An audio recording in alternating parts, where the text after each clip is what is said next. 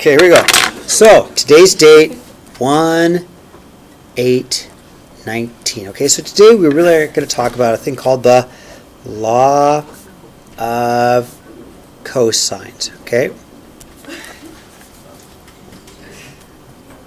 Now, if you don't have a pair of opposites, you can't use the law of sines. You have to have a pair of opposites to use the law of sines. You don't. So we have another formula called the law of cosines. So the law of cosines works like this. If you know side, angle, side, and I do. I've got my side, I've got my angle, I've got side. Okay? If I know the side, angle, side, I can find the opposite side. Okay? My opposite side here is little a. Okay, that's my opposite, right? These two sides, my 10 and my 11, they're right next to the angle I know. Because they're right next to the angle I know, they're called the adjacent sides. Adjacent and adjacent, right? And I've got my angle, right? So the law of cosines is this. It is opposite squared equals adjacent squared plus adjacent squared minus 2 times my adjacent times my other adjacent side times the cosine of my angle. That's the formula. It's kind of a long formula, but it's not bad because we're going to put everything just into the calc, okay? So I'm going to highlight. That's my law of cosine formula. That's what I want. It's my law of cosines right there. Now, we're going to do one more step. We're going to put the numbers in. We're going to put 10 squared plus 11 squared, 2 times 10 times 11 times cosine of 50. Okay, but in the end, the last step we'll do is we'll take the square root of this answer because it's opposite squares. That makes sense? To solve for it, we'll have to take the square root of all this. Okay, so let's do this. So if I want to solve for little a, because that's my opposite side, right? I'm going to set it up in my formula. And so instead of opposite squared, I put little a squared because little a is the opposite side. So we're going to go little a squared equals 10 squared plus 11 squared minus 2 times 10 times 11 times the cosine of 50. Okay? It's not hard. You just have to put the numbers where they belong. Okay? Now my calculator, I'm just going to plug those numbers. Yeah, Cody? What madman sat down and was just like, yes, this. There's a way to prove this, but you don't want to see it, okay? No, I'm just asking how they Mr. do it. Davies, there's no way I'm going to process this unless I will pull up the proof for you later, okay? Because there's a proof on this. Okay?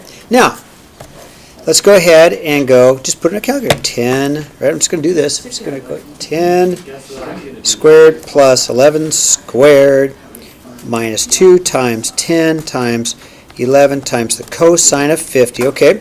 Just put the whole thing in your calculator, just like that. Okay, there it is. Okay, got it all in there. Okay, got my 10 squared plus my 11 squared minus 2. 2's in the formula. You have to have the 2. 10 times 11, cosine of 50. Okay, it's all in there. Just push enter. Now, what I get is an answer, but it's going to be a squared is equal to that 79.58. So the last thing I need to do is square root it, right? So if I take the square root of that number, I get an answer of about 8.9. Okay, so little a is 8.9. Awesome. Now, if we have to solve the triangle, okay? If we have to solve this triangle, now we have a pair of opposites, so we can use the easier formula, okay? So once we get this side, we have a pair of opposites, don't we? So if we have a pair of opposites, we'll go back to the formula we've been doing with the law of sines. Okay, so let's say we want to find angle B. Okay, if I want angle B, right, I've got my opposite. So I'll set up sine of B over 11 equals sine of 50 over my 8.9. Okay, so now this is what we did before. So once you get a pair of opposites, you go back to the law of sines. Okay, I'm going to multiply up the 11, right? Good catch. Okay, I'm going to go 11 sine 50 divided by 8.9, right? And I get a decimal. Of course I get a decimal because I need to find the angle, so I'm going to do the sine inverse of that, right? So I'm going to go the sine inverse of my 0.946 blah blah blah blah, and I'll get angle B equals, I don't know, I'll tell you in a second, sine inverse of that answer, I get about 71.2. Okay, am I going too fast? No. Okay, so I've got my angle B by the law of sines, right? Sine of B over its opposite, sine of 50 over 8.9. So if angle B is 71.2, then angle C is easy. Okay, I'll wait for you. I just don't. I hate how you put it in different spots. Yeah, I know. I got to rewrite. In fact, I'm taking a note-taking class tonight of all things. Yeah. What are you going to? Yeah, I'm taking a class tonight. Yeah. Okay, so then let's see angle C. I'm running out of room, but you're right. I can organize my notes better, couldn't I? Right. So angle C is equal to 180 minus 71.2 plus my 50, right? Because it's my third angle. 180 minus parentheses 71.2 plus 50, and I get an answer of 58.8 degrees. Okay, now that's the law of cosines, with one exception. We've got to look at the other part of the law of cosines, which we'll do in just a second. Now, Cody, I like the fact that you said let's find the area. So what Cody recognized right off the bat is finding the area of this triangle is really easy. Okay, so let's just do that. So the area of this formula is really easy because we learned the area formula is 1/2. Area is equal to 1/2 my adjacent times my adjacent times the sine of my angle, right? And we learned that one before. So the area of the formula is super easy on this one. I'm going to go area is equal to 1/2 10 times 11 sine of 50, okay? Go down. Yeah, okay. So it's just adjacent times adjacent, 1/2 adjacent, adjacent times sine of the angle. So area is easy. Does it matter which angle you pick? It doesn't at all. I'm going to use the 50 because I think it's more accurate. It hasn't been rounded at all. Yeah. Okay, good question. You should get awfully close to the same answer on any of them, right? So will we get it wrong then? No, you wouldn't get it wrong at all. Times 10 times 11 sine of 50. Okay, and I get an answer of about 42.1 centimeters squared. Okay, When is the test on this? Friday. Okay, now, you ready to turn the page? Okay, I'll wait for you, okay? Yeah, we got more, Katie, but it's not hard. It's the same formula. Next year I have that new stuff. Okay, you guys ready to turn it? I'll wait for you, Lauren. I will. No, I'll wait for you. I'll wait for you. Write it down, and we'll go. Find Okay. the missing angles of this line. So what we do, Baruch, is we take this formula and we rewrite it for theta. And I'll do that for you. Oh, of course it is possible. Okay, Ben, will you answer my phone, please? I'm teaching. Okay. Okay. Okay, so turn. You ready to turn the page? Okay, now, so example 2. So again, take a look at it. Do you know any opposites? Okay, do you know any opposites? Would you please give Kathy a call before the end of the day? I will try, okay? Do you see any opposites? No. So you cannot use law of sines. But what you can do is the law of cosines again. So if you know side, side, side, and I do, if you know side, side, side, you can find an opposite angle. Okay? Now, the formula is this.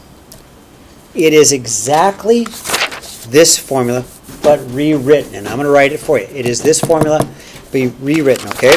So the formula is, you ready?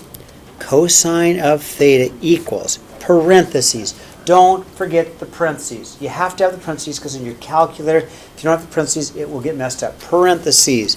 You're going to go adjacent squared plus adjacent squared minus opposite squared parentheses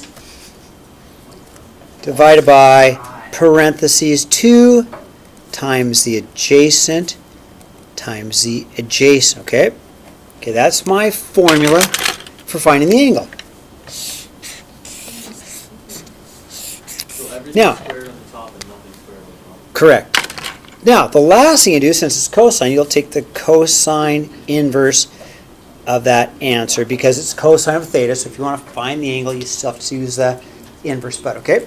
So it's cosine of theta equals parentheses, and don't forget your parentheses. In fact, I'm going to highlight my parentheses a little bit darker.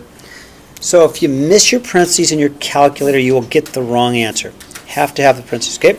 Now, let's check this one out. So, we have 3 angles.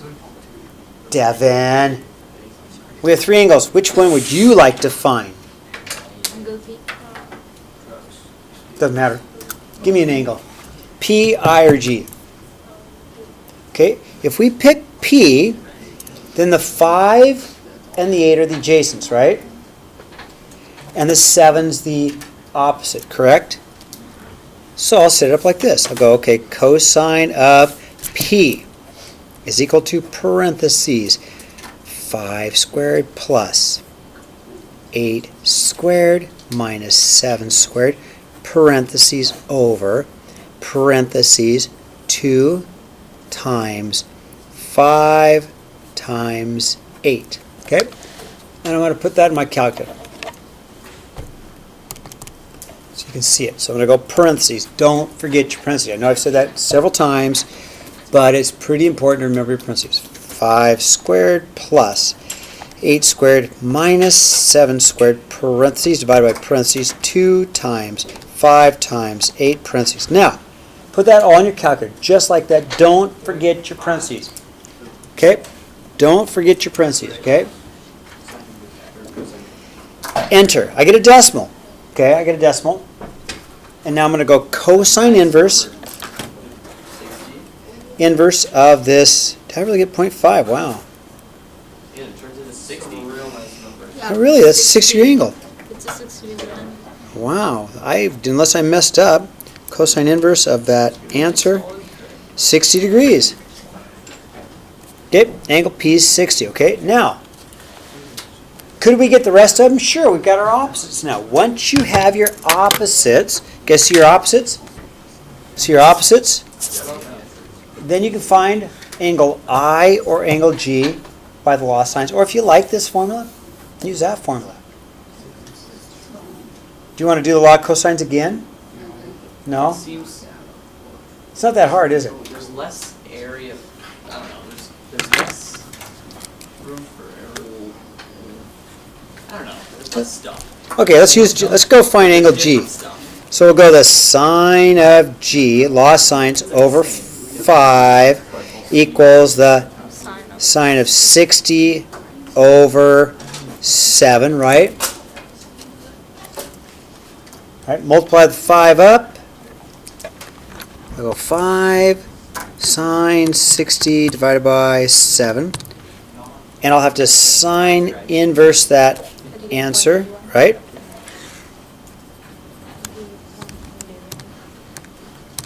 And I get about a 38.2. Angle G is a 38.2 degrees. And then finally, if this is 38.2, 180 in a triangle, right? 180 in a triangle, so now it gets easy. I'm just going to go, okay, 180 for angle I, 180 minus my 60 plus my 38.2, right? 180 in a triangle, right? Okay, 180 minus my 60 plus my 38.2, and I get an answer of 81.8.